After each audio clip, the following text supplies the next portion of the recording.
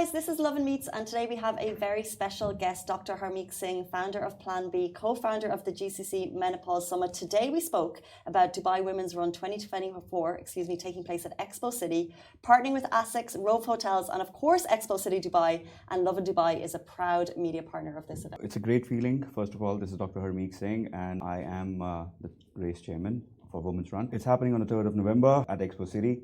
We're looking forward, as this is a movement, as this is a platform that has actually been for so many years, made sure that we have a fit, not physically, but then again mentally fit society as well. As a man supporting women, I am looking at this as one platform that is going to be probably going places, not only limited to Dubai.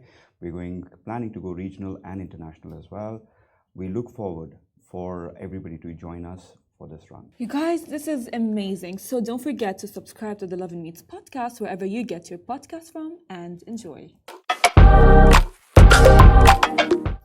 Welcome back to the Lovin Dubai show. Today we have a very special guest, Dr. Harmeet Singh, founder of Plan B and co-founder of the GCC Menopause Summit. Dr. Harmeet is back with us to discuss today the upcoming Women's Run 2024, taking place at Expo City on Sunday, November 3. This is an amazing, empowering event all about bringing women together through fitness and community. Here to tell us all about it. Welcome to the show. Thank you so much for coming back today.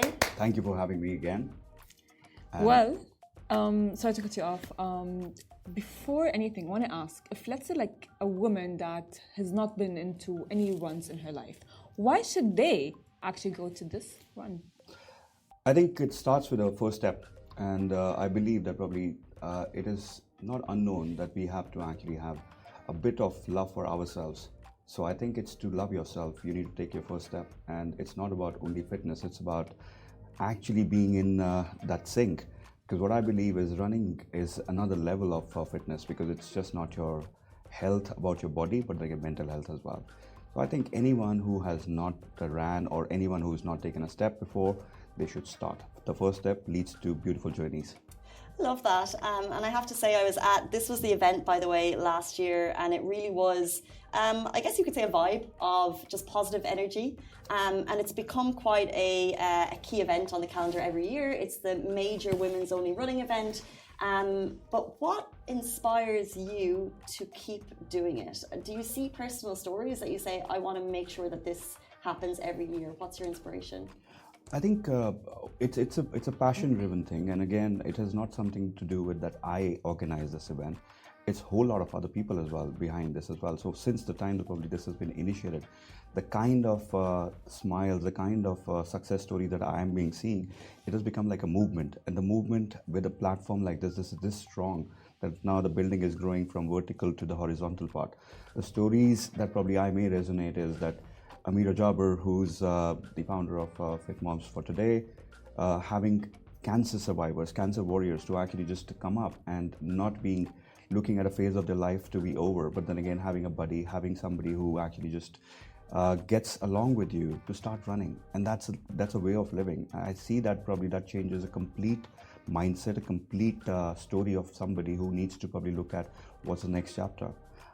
Maria Cristina, who's been somebody who has been sponsoring from the third world countries, a lot of students, a lot of people that probably also are a part of it. We support her all those years.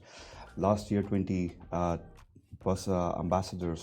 conductors from Jeb School was a part of that as well. We brought in 20 women from rural India, from the villages of India, to run for the first time ever, actually being on an airplane for the first time as well. Wow. So that's the kind of thing. And you're bringing the society to have an equation where everybody feels that they're equal. Women supporting women. There's a lot of things that probably that resonates with what I believe in and what my team and everybody believes in. So I think Women's Run is here to stay. Well, you co-founded the first GCC summit regarding the menopause. So how does that relate to the Women's Run? And how does it support women in the different stages of their life?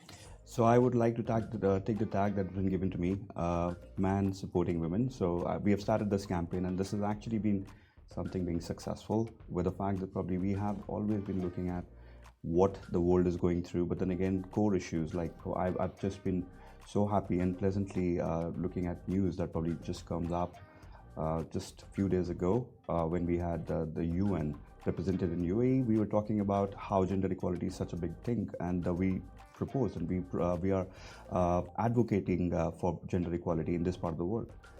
Having a big corporate, every board member or at least one board member has to be a woman. So this actually just relates to what we have been like in this part of the world. We learn a lot of things, and this is one thing that I've learned as well that was hidden. But then again, a woman-centric issues have never been discussed. The first GCC Menopause Summit is such a big thing for me as well, breaking stereotypes. When people don't talk about it, let men also talk about that. And this is something that also relates to when we talk about a woman's health, mental health as well in Women's Run. So it equates that the causes may be different, the platforms may be different, but then again, it's the women-centric issues that probably we do definitely back. Waving the flag for men supporting women, I think, is so interesting. And when did you start that? And did you get any, I guess, eyebrow raises? Because if the conversations don't happen, no one says anything. But the awareness is so important. So I just wonder that when you started waving the flag, was there ever any pushback, or was it an easy avenue for you? Anything that you probably start talking about which is not a norm, or which is not something people actually just understand or relate to, which is not something that probably people have been like looking at, that it's always been there.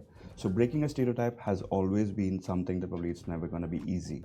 But I think it is to do with that the position that I have come into. So I can speak my mind, I can talk about things and things that probably I relate to. It's something that probably it's without a mask. So I did see that there was some reservations. People might probably just not like it. People might probably just have anything that they don't like to probably talk about it. But I think in a very humble way, they can't do that on my face anymore, so maybe behind my back. And when you say the position you've come into, could you clarify what you mean by that? I think a lot of years been done with the fact that probably when you create things that have been on a right track, then you have lesser people to actually oppose you. So I think that's where I believe that the right tracks and the right version has got a lot of people to support you as well. So it is turning up, and I'm so happy to see that a lot of men have actually put up their hand. You know what, I love how humble you are in that response, but obviously as a visionary in leadership, what he's humbly saying is when you're a boss, you can make these, you can say things and hopefully that your company will get behind you, but you can make that when you've gotten yourself to a certain place in business. I think it's to do also where you just mentioned as a boss, I don't think I'm a boss, I'm a leader. And a leader's responsibility is to form and build more leaders. And for that, you have to empower. And that begins with walking the talk. So this is where I believe that if I'm empowering my team, my people around me, that only just brings in with a lot of light, candles, lighting more candles. Speaking of the run, some events can feel very exclusive and intimidating, specifically for beginners. So how can women of all backgrounds and fitness levels feel welcome? See, we've had this thing by making this to grow and to reach out to the grassroots level. So all fitness groups, mostly in this part of the world, they have joined hands with us and looking at training camps that probably every week, like people like at the park, 5:30 groups, all the running groups are backing us up on this one to make sure that women are welcomed. Where women are not only welcome, but then again also to be somewhere down the line pushed that bring a buddy with you. Have this to be put across that probably this is something that you are doing. Trust me, what happens is that we're not looking at any influencers on this. Everybody is an influencer in this as well. Why? Because I believe when people relate to people around them, when they see, oh, if she can do it, I can do it as well. That is a more relevant portion for what I see the people have started to look at. And this is growing. And the welcome part about this is, it's not about how your body weight is right now, what your stamina is. It's just about the first step. And trust me, when you do that, you feel so good. It's a part of self-esteem. If you look at running, it's in a way hugging yourself. It's in a way making sure that probably when you feel that kind of a positivity with you, you're with yourself, and that's very important. 100% agree with you. You mentioned partnerships in terms of running clubs, but I also know that you've partnershipped with groups such as Heroes of Hope and Moms of Hope. Could you speak a little bit on that and why you've decided to create that partnership? We have got a society where we actually just look at the the headlines. We look at what we actually find. There's so much content these days. We talk about things that probably are maybe newsworthy, but what about the things that are not newsworthy? What about the things that people don't talk about, where like caregivers, or things that probably have been a section of society that has not been looked upon? We want to have that with the objective for Women's Run is not limited. And again, I'm going to voice it out. It's not just not a run. It's a movement. It's a community platform. So we'd like to see that all those platforms that probably have not been spoken about to be brought in front. And this is something that we believe that each year there are going to be additions and things that we can talk about. I love that you've taken caregivers on board as a group that you just, I guess, want to raise a flag for and empower them with this. Yes. When did that start, and I guess what's the response been like? Because I can imagine that it must feel so uplifting for caregivers to see that they're being supported. It has started like on our vision. We look at that we are always doing our homework on looking at what we can add on, because when you are actually in a way, let's look at gaming right now. So gaming, if you reach to a level, the next time you want to play, you want to go to the next level. So we're raising the bar. Each time we look at what sectors, how we can actually get more people to be a part of it. How do we actually have the messaging become more stronger so that it has been relatability for everybody from every corner of the society. So it started from past couple of years. We've been trying to do this and making sure that we are reaching out to the right people. And this happened so very easily when we were reaching out and they were open towards this. And now it is a good response because everybody's being represented. I spoke about the bus conductors. I spoke about the women from the villages. Rural India, where they've not even worn shoes, proper shoes, running shoes. They were here to run. So we're trying to see that this has got that power, that kind of alignment, that it gets you into a self-belief, that also gets you into kind of a power position that, okay, I can do this. And you do not know, when you have a self-belief, magic happens. Well, do you think that the fitness industry is doing enough for women of with different body types, and as well life stages? I think fitness industry is in line with what is happening at the moment, with a lot of commercial side to it as well. But then again, has it been looked upon as a clear understanding of what one needs to do? Because there's a lot of clutter over there as well. I think we need to probably do a little bit more with the counseling. We need to do a little bit more with the openness and making it welcoming for everybody to be a part of it. Also to look at the commercial side at times.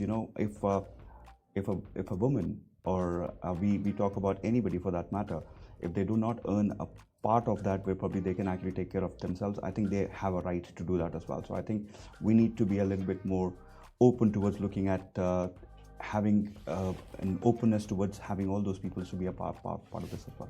So interesting that you say that, because we know that the Power Hour brings great energy from university students. So how do we make sure that it's open to all ages, for example, older women or people who haven't ran before?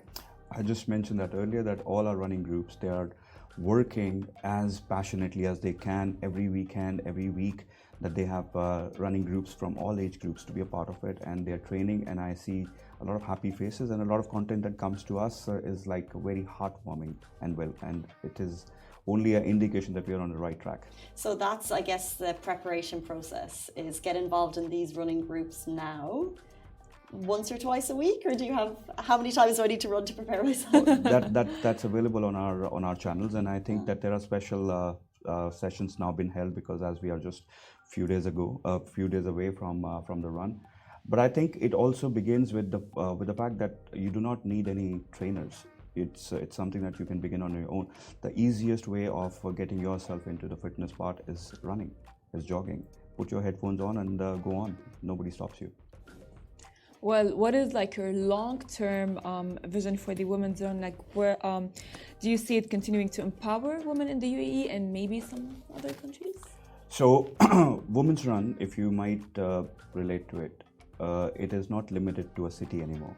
We're not only just looking at Dubai, but again, Women's Run has become like a plan that we are already looking at going regional in talks. So maybe next year I'm going to be again sitting on the seat telling you about what editions we have had. So I think you will be hearing things about the regional part, but also we're looking at collaborating with international runs and looking at where we can actually position ourselves, making sure that this is a movement that is growing, and collaboration may also just look at this as an international feature. Speaking about a movement that's expanding, I know that every year there's differences and changes, and this year there's an anthem. Can you speak a little bit about that? I wish we could play it, but we don't have the capabilities on the show, but we can play it after maybe. Yeah, no, thank you for reminding me on that, because that's something that has been a massive addition to us, because I've been listening to it every day morning. So it is an anthem that we have from our cultural ambassador, Ahmed Al-Hassani, who has been very kind to lend his voice as an Emirati singer. And I think that's where probably men supporting women part comes into play. And he was so excited about this as well. It is going into a good vibe with everybody to probably pick it up. And again, I think an anthem gives you a kind of a relatability that the event is just not an event. It's a way of living. So that's what we have got. She shines and she does. Oh, I like that. She certainly does. It's one step, it's a smile, it's a movement, it's more than a run. It's happening on November 3rd at Expo City, Dubai Women's Run 2024. Thank you so much for the lowdown, and we hope to see you there. You have to be. Thank you. Thank you for having me. And again, looking forward for Lovin Dubai team and everybody else listening to us or seeing us today. Be there. I certainly will be. Definitely get down, get your tickets. It's the run of the year for women in Dubai and across the region. So definitely get your tickets now. That brings us to the end of our show on this Friday morning. Thank you both for being here. And we'll see you on Monday morning. Bye-bye.